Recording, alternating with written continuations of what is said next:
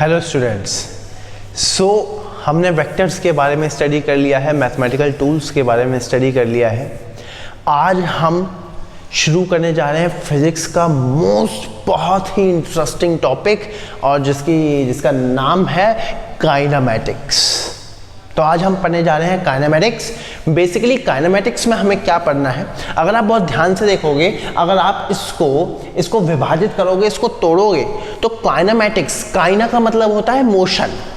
That means आज हम बात करने जा रहे हैं रेस्ट और मोशन के बारे में। आज हम बात करने जा रहे हैं रेस्ट और मोशन के बारे में और उससे जुड़ी बेसिक प्रॉपर्टीज, उससे जुड़े बेसिक कंसेप्ट्स के बारे में आज हम बात करने जा रहे हैं। बिल्कुल बेसिक लेक्चर होगा आज का, बहुत ही अच्छे से समझिएगा, एक एक पॉइंट डिस्क्राइब में समझाया जाएगा। क्लियर है? अगर आप बहुत ध्यान से देखोगे, हमें स्टडी करनी है रेस्ट और मोशन की। बेसिकली रेस्ट एंड मोशन क्या है? They are two different state of a particle. एक पार्टिकल की दो ही स्टेट हो सकती हैं।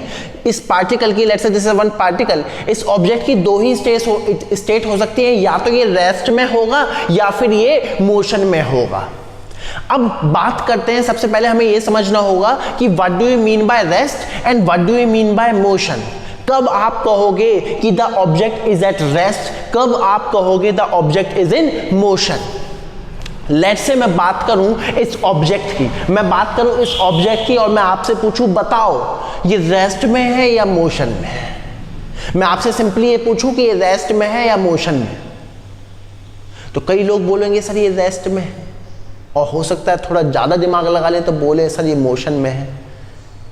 लेकिन अगर आप बहुत ध्यान से देखोगे तो रेस्ट और मोशन जो है वो एक रिलेटिव टर्म है। कैसे? मैं आपको समझाता हूं। मान लो आप अपनी कार में ट्रैवल कर रहे हो, आप अपनी कार में मूव कर रहे हो, तो जब आप बाहर झांकते हो तो बाहर जितनी भी चीजें हैं, चाहे वो लिविंग है या नॉन लिविंग है, बाहर एक पेड़ होगा, बाहर आदमी होंगे, बाहर पोल होगा, बहुत सारा नज़ारा होगा बाहर, तो वो सारा का सारा आपको क्या लगता है? जब आप अपनी मूविंग कार से बाहर की तरफ देखते हो तो आपको क्या लगता है?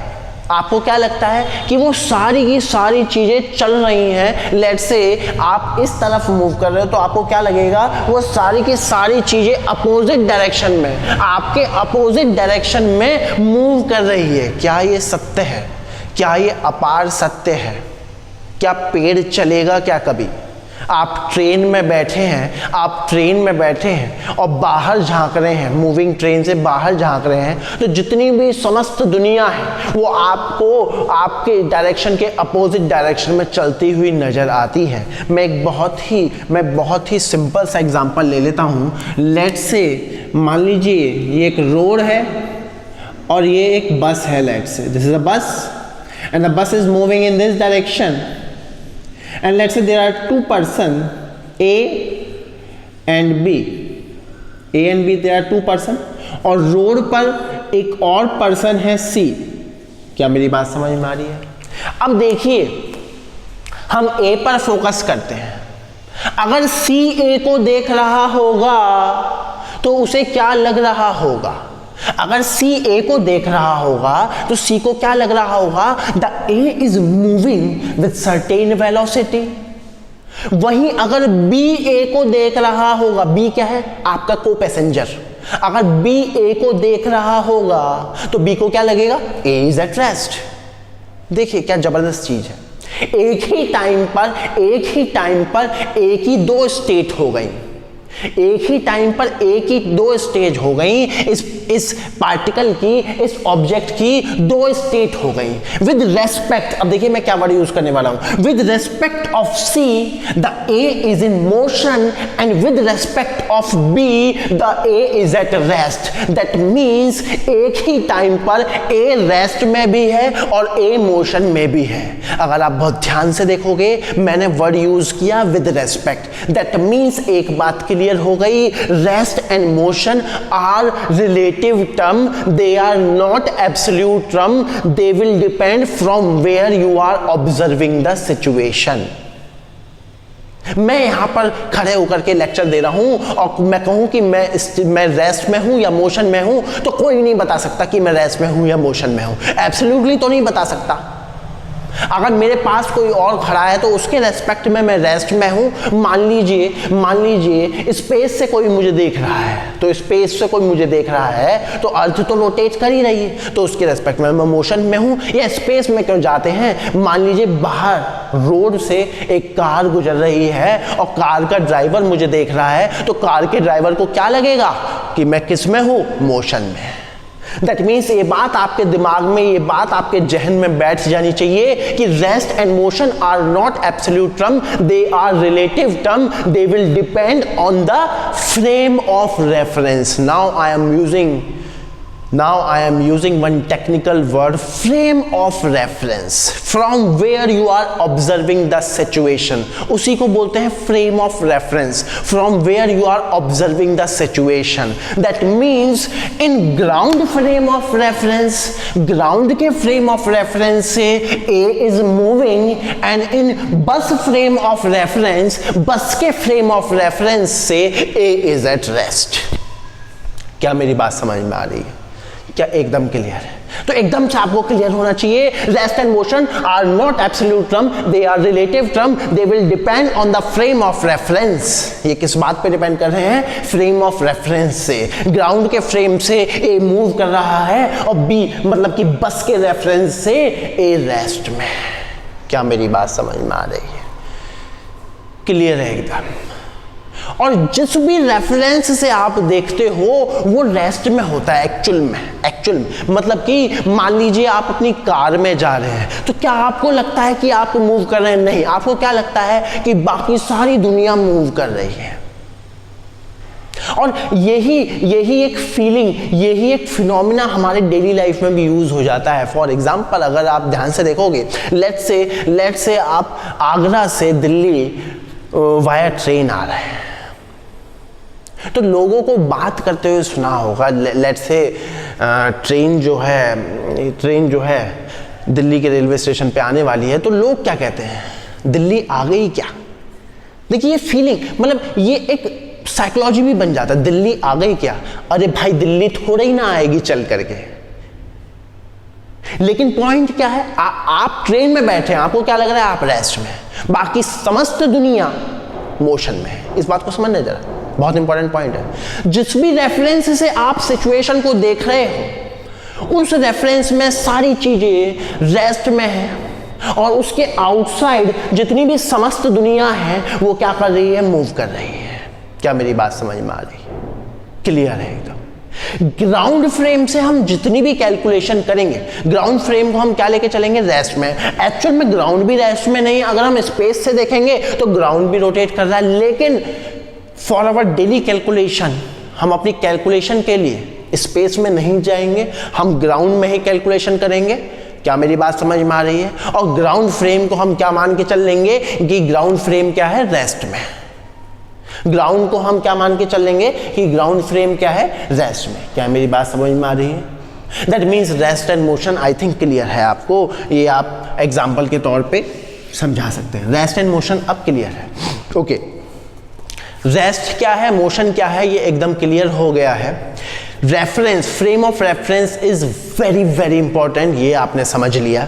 फ्रेम ऑफ रेफरेंस क्या है? सिंपल सी चीजें हैं। फ्रेम ऑफ रेफरेंस क्या है? From where you are observing the situation. और ग्राउंड फ्रेम को हम क्या लेके चलेंगे? रेस्ट में। और फिलहाल फॉर आवर कैलकुलेशन, ये वेक्टर्स में भी मैं आपसे डिस्कस कर चुका हूं। फॉर आवर कैलकुलेशन हमारा रेफरेंस क्या होगा? हमारा रेफरेंस पॉइंट क्या होगा? वही अपना ऑरिजिन, और ये क्या हो गया? Cartesian system. क्या मेरी बात समझ में आ रही? एक्स वाई जेड एक्सेस, और जहां पर ये तीनों म्यूचुअली परपेंडिकुलर एक्सेस इंटरसेक्ट करते हैं उसी को क्या करते हैं? ऑरिजिन। और हम समस्त कैलकुलेशन अपनी कहां से करेंगे? ऑरिजिन से करेंगे। और इसको भी हम क्या भी बोल देते हैं? Frame of reference. मतलब कि लेट्स से ये सिस्टम जो है ग्राउंड से अटैच है तो ग्राउंड फ्रेम ऑफ रेफरेंस, यही सिस्टम बस में ले जाओ तो बस फ्रेम ऑफ रेफरेंस। क्या मेरी बात समझ में आ रही है?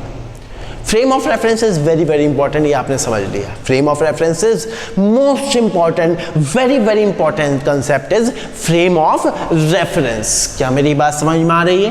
क्लियर है एकदम। और बेसिक बेसिक बातों पे चर्चा करते हैं। बिल्कुल बेसिक लेक्चर है, जैसे मैंने आपको बता दिया, कोई एडवांस लेवल की बात नहीं हो रही है, बिल्कुल बेसिक चर्चा करेंगे हम आज। अब रेस्ट एंड मोशन तो समझ में आ गया, फ्रेम ऑफ रेफरेंस भी समझ में आ गया, कहां से हम अपनी कैलकुलेशन करेंगे, ओरिजिन से करेंगे, ये भी समझ में आ गया। अब डिफाइन तो करो। मान लो मैं कहूं ग्राउंड फ्रेम ऑफ रेफरेंस से, मान लीजिए जहां पर मैं ये लेक्चर दे रहा हूं, एक रूम है, इस फ्रेम ऑफ रेफरेंस से मैं इस पेन की बात करूं तो ये रेस्ट में है या मोशन में है। तो इसको कैसे डिफाइन करेंगे कि मान लो by the time from a particular reference, let's say अगर आप बहुत ध्यान से देखोगे, आप अपने रूम को बहुत ध्यान से देखोगे, तो जो दो वॉल्स और एक फ्लोर को देखो, दो एडजेसेंट वॉल्स और एक फ्लोर को देखो, तो वो एक्सिस ही तो बना रही है, x axis, y axis, z axis, इस तरीके से सिस्टम बना रही है। क्यूबॉइडल फॉर्म में रूम होगा, एक वॉल ये रही, एक वॉल ये रही, फ्लोर ये रहा, तो let's say this is x axis, this is y axis, this is z axis, और जहां पर वो तीनों इंटरसेक्ट कर रहे हैं वो क्या हो गया, ओरिजिन। इस पॉइंट पर फोकस करो, मान लो this is a point object, origin से इसके कोऑर्डिनेट्स मेजर कर लीजिए, ओरिजिन से इसके कोऑर्डिनेट मेजर कर लीजिए, लेट्स से लाइक दिस, इस तरीके से ये अपना सिस्टम हो गया। Let's say this is a point A, इसके कोई कोऑर्डिनेट है x, y, z। अगर बाय द टाइम ये कोऑर्डिनेट चेंज नहीं हो रहे तो हम क्या बोलेंगे, the particle is at rest with this frame of reference. If they are changing, let's say after certain time, this is x dash, y dash and z dash, that means the x, y, z coordinates of the particle is changing with time, that means the particle is in motion with this frame of reference। Let's say कहीं पर ये mention नहीं है with this frame of reference, तो हम default में क्या मान के चलेंगे कि वो किसके फ्रेम ऑफ रेफरेंस से बात कर रहा है, ग्राउंड के फ्रेम ऑफ रेफरेंस से, क्योंकि ग्राउंड हमने क्या मान लिया, अपना स्टैंडर्ड पैरामीटर, स्टैंडर्ड पॉइंट, जो कि रेस्ट में हम मान के चल रहे हैं। क्या मेरी बात समझ में आ रही है? क्या एकदम क्लियर है? अच्छा भैया, रेस्ट एंड मोशन भी समझ में आ गया कि किसी भी पार्टिकल को मैं कैसे डिफाइन करूंगा किसी भी फ्रेम से कि वो रेस्ट में है या मोशन में है। क्लियर है एकदम? फ्रेम ऑफ रेफरेंस भी समझ में आ गया, और अपना स्टैंडर्ड पॉइंट जहां से हम कैलकुलेशन करेंगे ओरिजिन, वो भी समझ में आ गया है। क्या मेरी बात समझ में आ रही है? क्लियर है एकदम। अब इसके बहुत ही बेसिक पैरामीटर हैं, इसके बहुत ही बेसिक पैरामीटर हैं, वो सभी हम जानेंगे। मैं एक बार रिकॉल कर लेता हूं जो आपने 9th क्लास में पढ़ा है, डिस्टेंस के बारे में हम चर्चा करेंगे, डिस्प्लेसमेंट के बारे में हम चर्चा करेंगे, स्पीड के बारे में, वेलोसिटी के बारे में, एवरेज स्पीड, एवरेज वेलोसिटी के बारे में, इंस्टेंटेनियस स्पीड, इंस्टेंटेनियस वेलोसिटी के बारे में, एवरेज एक्सेलरेशन के बारे में, और इंस्टेंटेनियस एक्सेलरेशन के बारे में हम चर्चा करने वाले हैं पहले। क्या मेरी बात समझ में आ रही है? तो सबसे पहले हेडिंग डालिए डिस्टेंस एंड डिस्प्लेसमेंट। सबसे पहले हेडिंग डालिए डिस्टेंस एंड डिस्प्लेसमेंट। ना बहुत बार आपने ये सुना होगा वर्ड डिस्टेंस एंड डिस्प्लेसमेंट, दोनों में अंतर ये सब देखे होंगे आपने। सो एक्चुअल में डिस्टेंस क्या होता है, जरा सोचिए। डिस्टेंस क्या होता है? जो बुकों में डेफिनेशन लिखी रहती है वो कुछ इस तरीके से लिखी रहती है, the distance travel, the actual path covered by the particle is known as distance. मगर यहां पर मेरा क्वेश्चन ये आता है, actual path covered by the particle, how you measuring that actual path? अरे कोई स्टैंडर्ड पॉइंट होना चाहिए कि नहीं होना चाहिए जहां से सिचुएशन शुरू हुई है? कोई फाइनल पॉइंट होना चाहिए कि नहीं, कहीं नहीं होना चाहिए जहां पर सिचुएशन एंड अप हो गई? और उन दो पॉइंट के बीच की दूरी ये बोलो ना आप। तो करेक्ट डेफिनेशन क्या है? Distance is what? Actual path covered by the particle between initial point to final point. और initial point कौन सा होता है? जहां से पार्टिकल ने अपनी जर्नी शुरू की, और फाइनल पॉइंट क्या है? जहां पर पार्टिकल ने अपनी जर्नी एंड अप कर दी। या फिर और इसको और अच्छे से पढ़ते हैं, इनिशियल पॉइंट क्या है? जहां से आपने उसको देखना ऑब्जर्व किया, और फाइनल पॉइंट क्या है? जहां पे आपने उसको देखना ऑब्जर्व करना बंद कर दिया। क्या मेरी बात समझ में आ रही है? समझिएगा जरा। और टेक्निकल वर्ड में let's say A car is moving. एक कार है, ये वी रफ्तार से मूव कर रही है। क्या मेरी बात समझ में आ रही है? एक कार है, वो वी रफ्तार से यहां से मूव करती हुई आ रही थी। मैंने लेकिन उसको ए पे देखा। लेट्स से ये 10 मीटर पर सेकंड से मूव करती हुई आ रही है, और ये मूव कर रही है, यहाँ पे आई, और लेट से यहाँ पर उसकी रफ्तार हो गई 20 मीटर पर सेकेंड। तो मुझे कोई मतलब नहीं है इससे पीछे क्या हुआ है, इसके साथ क्या है क्या नहीं। मैं बोल दूंगा भाई इनिशियली, मतलब कि जब मैंने उसको देखना, जब मैंने उसको ऑब्जर्व करना शुरू किया, उसकी रफ्तार, कार की रफ्तार थी 20 मीटर पर सेकेंड। मतलब 20 मीटर पर सेकेंड क्या हो गया? कार की इनिशियल वेलोसिटी। और फिजिक्स में इनिशियल का मतलब होता है टेक्निकल वर्ड में at t is equals to 0। t is equal to 0 मतलब अरे वहीं से ही शुरू किया है। आपको ये मत पूछ लेगा सर टाइम 0 का क्या मतलब है? अरे वो वाला टाइम नहीं है कि 12 बज गए, 1 बज गए, 2 बज गए, अरे नहीं। t इज इक्वल्स टू 0 मतलब यहां से मैंने अपनी सिचुएशन, जैसे लाइक आप स्टॉप वॉच यूज करते हो ना, वही यहां से मैंने ऑब्जर्व करना शुरू कर दिया है, और लेट से b पर मैंने उसको बंद कर दिया ऑब्जर्व करना। मैं ए और बी के बीच में अपनी स्टडी करना चाहता हूं, तो लेट से ये क्या हो गया? बी क्या हो गया? Final point. और फाइनल पॉइंट को हम फिजिक्स में कैसे डिनोट करते हैं? T is equal to let say t कुछ भी हो सकता है, 5 सेकंड, 10 सेकंड, 20 सेकंड, जितनी भी देर आपने ऑब्जर्व किया है।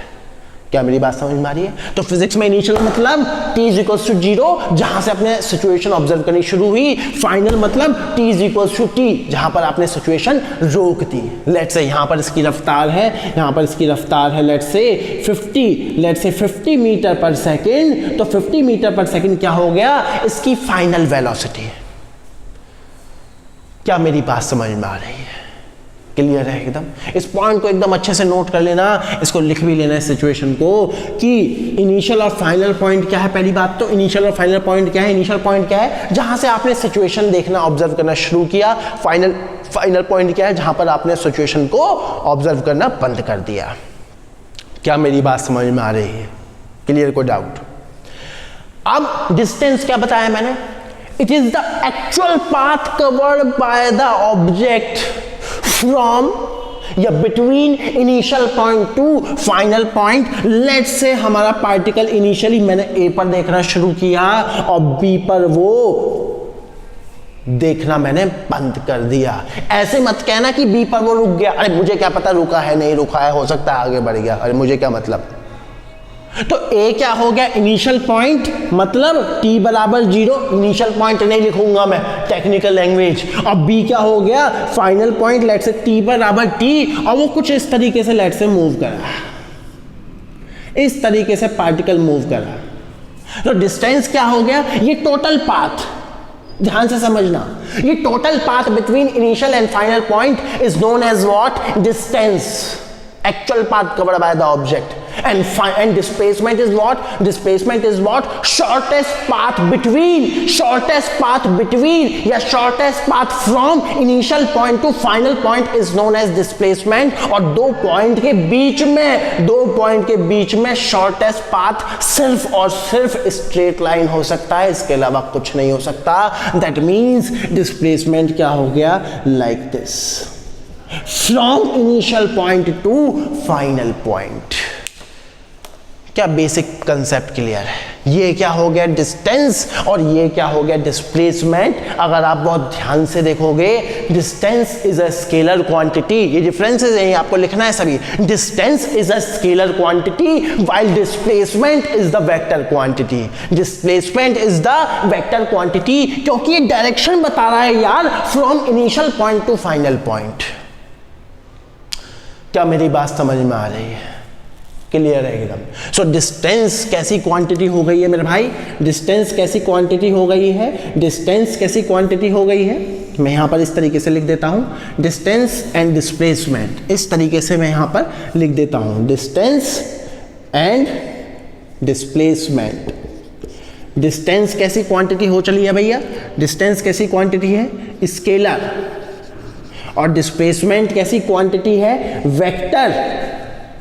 अगर आप बहुत ध्यान से देखोगे, distance is always positive, distance is always positive, while displacement can be positive, can be negative और can be zero। कैसे भैया? मान लो ये है, ये अपना लेट्स से ये अपना ओरिजिन हो गया और पार्टिकल ऐसे मूव करना शुरू हुआ था, तो ये क्या हो गया? Let's say t equals to 0 initial point. Clear है एकदम? Let's say this is 5, let's say this is -4 और whatever. Let's say particle इधर गया। क्लियर है एकदम? तो डिस्टेंस कितना हो गया? 5। डिस्प्लेसमेंट भी कितना हो गया? 5। फिर पार्टिकल घूम करके इधर आ गया, तो डिस्टेंस कितना हो गया? 5 + 5, the total path which is 10, while displacement कितना हो गया? 0। अरे इनिशियल पॉइंट भी यही है, फाइनल पॉइंट भी यही है, और डिस्प्लेसमेंट होता है the shortest path between initial and final point. अगर मान लो पार्टिकल और इधर मूव कर गया, तो इन दिस केस डिस्टेंस कितना हो गया? 5 + 5 + 4 which is 14। Still it is positive, while displacement is -4 negative. और माइनस साइन ये बता रहा है द पार्टिकल जो है ओरिजिन से लेफ्ट साइड में है, कहीं डायरेक्शन के बारे में चर्चा करता है। क्या मेरी बात समझ में आ रही है? ये 2 पॉइंट एकदम क्लियर है। अगर आप बहुत ध्यान से देखोगे तो एक स्टेटमेंट और आपको नजर आएगी, क्या? कि भैया distance is always greater than or equals to displacement। अगर आप बहुत ध्यान से देखोगे ग्रेटर देन तो समझ में आ रहा है, बिल्कुल यहां पे देख लो या यहीं पे ही देख लो। डिस्टेंस क्या था? 5 + 5 10, और डिस्प्लेसमेंट क्या था? 0। लेकिन ऐसा कब होगा? जब बराबर होंगे। स्ट्रेट लाइन, मतलब कि यहां से यहां तक की, सिर्फ यहां से यहां तक की सिचुएशन देखो। जब पार्टिकल सिर्फ ऐसे गया, डिस्टेंस क्या हो गया? 5, डिस्प्लेसमेंट क्या हो गया? 5, दोनों क्या हो गए? बराबर। That means this is correct. Distance is always greater than equals to displacement. क्या मेरी बात समझ में आ रही है? क्लियर है? Distance is a scalar quantity while displacement is a vector quantity. Distance is always positive while displacement can be positive, negative or 0. Distance is always greater than equals to displacement. Distance is always increasing. Always. Distance हमेशा बढ़ता है while displacement can be decreases. Displacement घट भी सकता है, यहाँ पर ऐसा ही हुआ। 5 0 नेगेटिव, ध्यान रखना इस बात को। while distance 5 + 5 10 + 4 14, distance is always increasing, while displacement it can be decreases by the time। क्या मेरी बात समझ में आ रही है? क्लियर है एकदम? एक बहुत ही बेसिक सा क्वेश्चन करते हैं, क्या कि लेट्स से एक सर्कुलर ट्रैक है, रेडियस इज r, एक पार्टिकल है,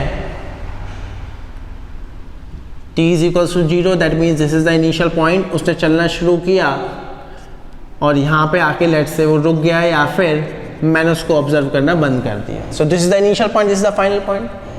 वो कह रहा है find the distance and the displacement.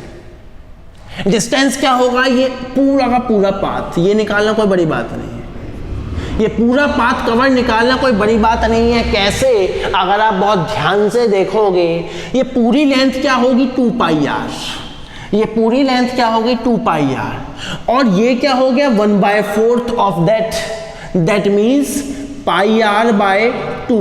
ये क्या हो गया? πr/2। और ये क्या है, ये क्या है, 3 टाइम्स ऑफ दिस। तो डिस्टेंस क्या हो जाएगा इस केस में, डिस्टेंस क्या हो जाएगा 3πr/2, वाइल डिस्प्लेसमेंट क्या होता है, shortest path between initial and final point which is this. और ये कैसे निकाल लेंगे हम, ये कैसे निकाल सकते हैं हम, बाय पाइथागोरस थ्योरम। ये r है, ये r है, तो ये क्या हो जाएगा √2r। क्या मेरी बात समझ में आ रही है? आप इस कंसेप्ट को नोट करिए, फिर हम आगे बढ़ते हैं।